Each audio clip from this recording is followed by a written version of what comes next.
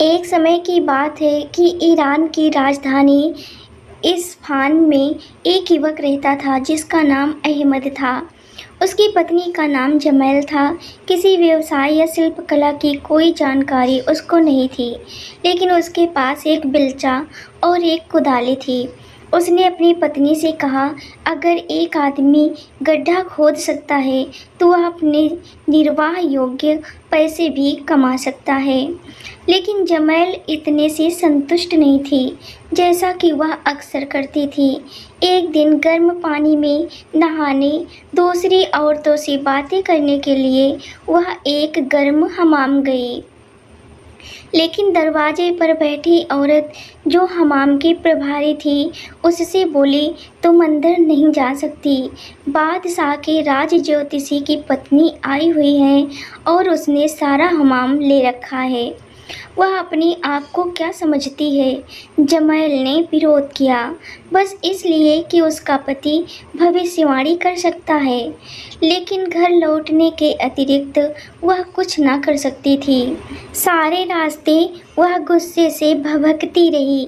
शाम के समय जब अहमद ने दिन भर की अपनी कमाई उसे दे दी तो वह बोली, देखो, इन थोड़े से सिक्कों को अब मैं और सहन नहीं कर सकती। कल से तुम बाजार में ज्योतिषी का काम करोगे और लोगों को उनका भविष्य बताओगे। जमेल, क्या तुम पागल हो गई हो? अहमद ने कहा, मुझे ज्योतिषी के बारे में क्या पता है? तुम्हें कुछ जानने की आवश्यकता नहीं है। जमेल ने कहा, जब तुम्हारे पास कोई प्रश्न पूछने आएगा तो तुम पासा फेंक कर कुछ ऐसा बुदबुदा देना जो ज्ञानवर्धक लगे।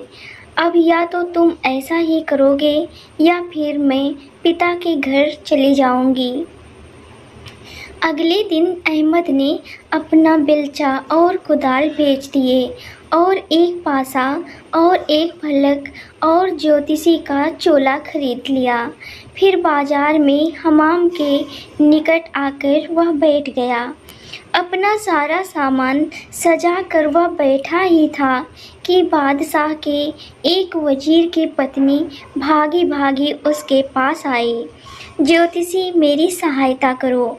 आज मैं अपनी सबसे महंगी अंगूठी पहनकर हमाम में गई थी और वह खो गई है।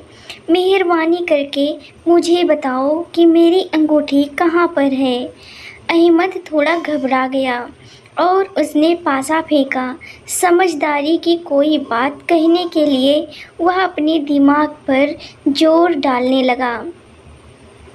जोर डाल ही रहा था कि उसकी नज़र उस औरत की आस्तीन पर पड़ी। आस्तीन में उसे एक सुराख दिखाई दिया जहाँ से औरत की बाँह दिखाई दे रही थी। एक सम्मानित महिला की बाँह दिखना अशोभनीय था। इसलिए अहमद ने आगे झुककर धीमे से कहा, बेगम साहिबा, मुझे एक सुराख दिखाई दे रहा है। क्या? औरत ने पास आते हुए पूछा। सुराख? सुराख? औरत का चेहरा खिल उठा। बेशक सुराख। वह हमाम की ओर वापस दौड़ी और वहाँ एक दीवार में उसने वह सुराख खोजा जहाँ उसने अपनी अंगूठी को छिपा कर रखी थी। उसे अंगूठी मिल गई और फिर वह झटपट अहमद के पास आई। खुदा का शुक्र है, उसने कहा, तुम्हें पता था कि अंगूठी कहाँ है। और आश्चर्यचकित अहमद को उसने सोने का एक सिक्का इनाम में दे दिया। उस शाम जब जमेल ने सोने का सिक्का देखा और सारी कहानी सुनी तो उसने कहा, समझ आया, यह काम कितना आसान है। आज तो खुदा मेहरबान था, अहमद ने कहा, लेकिन दोबारा ऐसा करने का दुस्साहस मैं नहीं कर सकता। बेकार की बात मत करो, जमेल ने कहा।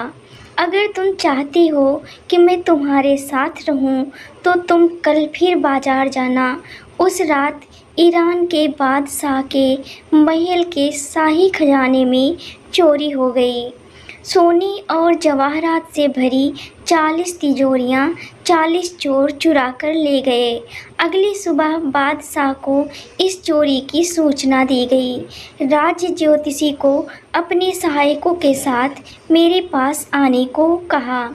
उसने आदेश दिया। राज ज्योतिषी और उसके सहायकों ने बार बार पासे फेंके और समझदारी के साथ बुदबुदाते रहे, पर कोई भी चोरों का पता न लगा पाया। सब ढोंगी हैं, बादशाह चिल्लाया। इनको कैद खाने में डाल दो।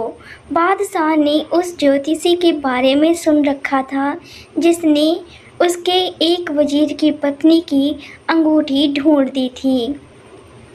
उसने अहमद को लिवा लाने के लिए 2 सिपाहियों को बाजार भेजा। अहमद कांपता हुआ बादशाह के सामने हाजिर हुआ।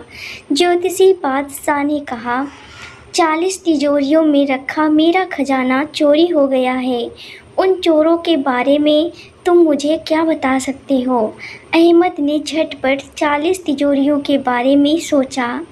शहंशाहे आलम, मैं आपको यह बता सकता हूँ कि 40 चोर आए थे। आश्चर्य है, बादशाह ने कहा। मेरे एक भी ज्योतिषी को इस बात का पता न चला था, लेकिन अब तुम्हें मेरा खजाना और उन चोरों को ढूंढना होगा। अहमद घबरा गया। मैं पूरी कोशिश करूँगा शहंशाहे आलम, लेकिन इसमें थोड़ा समय लगेगा। कितना समय? बादशाह ने कहा। ओह, 40 दिन। शहंशाहे आलम, अहमद ने कहा। उसने मन ही मन अनुमान लगाया कि अधिक से अधिक वह कितना समय मांग सकता था। हर चोर के लिए 1 दिन, यह तो बहुत लंबा समय है। बादशाह ने कहा, ठीक है, तुम्हें 40 दिन दिए। अगर तुम कामयाब हुए तो तुम्हें बहुत धन इनाम में दूंगा, नहीं हुए तो दूसरों के साथ तुम भी कैद खाने में सड़ोगे।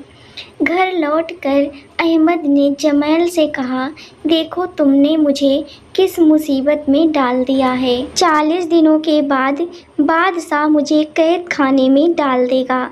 बेकार की बात कर रहे हो, जमैल बोली। तिजोरियां ढूंढ निकालो। तुमने अंगूठी ढूंढ निकाली थी, नहीं ढूंढी थी क्या? मैं तुम्हें बता रहा हूँ जमैल, मैंने कुछ न ढूंढा था, वह तो बस खुदा की मेहरबानी थी। लेकिन इस बार कोई आशा नहीं है। अहमद ने कुछ सूखे खजूर लिए, उनमें से 40 गिनकर एक जार में रख लिए। इनमें से एक खजूर मैं हर दिन शाम के समय खा लूँगा। इस तरह मुझे पता चल जाएगा कि 40 दिन कब समाप्त हो गए हैं। अब हुआ ऐसा कि बादशाह का एक नौकर उन 40 चोरों में से एक था। उसने बादशाह और अहमद की बात सुन ली थी। उस शाम वह झटपट चोरों के अड्डे पर आया और उसने चोरों के सरदार को सारी बात बताई। एक ज्योतिषी है जिसने कहा है कि वह 40 दिनों में खजाने और चोरों को ढूंढ निकालेगा। वह मूर्ख बना रहा है, सरदार ने कहा, लेकिन हम कोई खतरा मोल नहीं ले सकते। अपना वेश बदलकर उसके घर जाओ और जो भी जानकारी पा सकते हो लेकर आओ। नौकर अहमद के घर की छत पर चढ़कर छिप गया और अहमद की पत्नी और उसकी बातें सुनने लगा। उसी समय अहमद ने जार में से एक खजूर निकाला और उसे खा लिया। फिर उसने जमैल से कहा, यह एक है। छत पर छिपा हुआ चोर भयभीत हो गया। वह तो सीढ़ियों में गिरते गिरते बचा। वह झटपट अपने अड्डे की ओर भागा और सरदार से कहा, उस ज्योतिषी के पास गजब की शक्ति है। मुझे देखे बिना ही वह जान गया कि मैं छत पर छिपा था। मैंने खुद सुना। उसने कहा, यह एक है। तुमने ऐसी कल्पना की होगी। सरदार ने कहा, कल रात 2 जने उसके घर जाना। अगली रात नौकर अपने एक साथी के साथ आया और दोनों अहमद के घर की छत पर छिप गए। जब वह उसकी बात सुन रहे थे, अहमद ने दूसरा खजूर खा लिया और कहा, यह 2 हैं। दोनों चोर गिरते पड़ते वहाँ से भागे और अपने सरदार के पास वापस आए। वह जानता था कि हम दोनों वहाँ पर हैं। हमने उससे कहते हुए सुना, यह 2 हैं। उससे अगली रात सरदार ने 3 चोरों को भेजा और उसके बाद 4 को और फिर 5 को, फिर 6 को, और इस तरह हर रात एक अतिरिक्त चोर गया और अंत में 40वीं रात सरदार ने कहा, इस बार मैं भी तुम सब के साथ जाऊंगा। सभी 40 चोर अहमद के घर की छत पर चढ़कर छिप गए और उसकी बात सुनने लगे। अहमद ने जार में रखे आखिरी खजूर को देखा और निराशा से उसे बाहर निकाला और खा लिया। 40 संख्या पूरी हो गई। जमेल उसके निकट ही बैठी थी। अहमद, उसने धीमी आवाज़ में कहा, तुम्हें ज्योतिषी बनाकर मैंने भूल कर दी। तुम वही हो जो तुम हो। तुम्हें कुछ और बनाने का मुझे प्रयास नहीं करना चाहिए था। क्या मुझे क्षमा कर सकते हो? मैं तुम्हें क्षमा करता हूँ जमेल, लेकिन मेरी भी गलती थी। मुझे वह नहीं करना चाहिए था जिसे करना बुद्धिमानी न थी, लेकिन अब इन बातों से कोई लाभ नहीं। तभी जोर से दरवाज़ा खटखटाने की आवाज़ आई।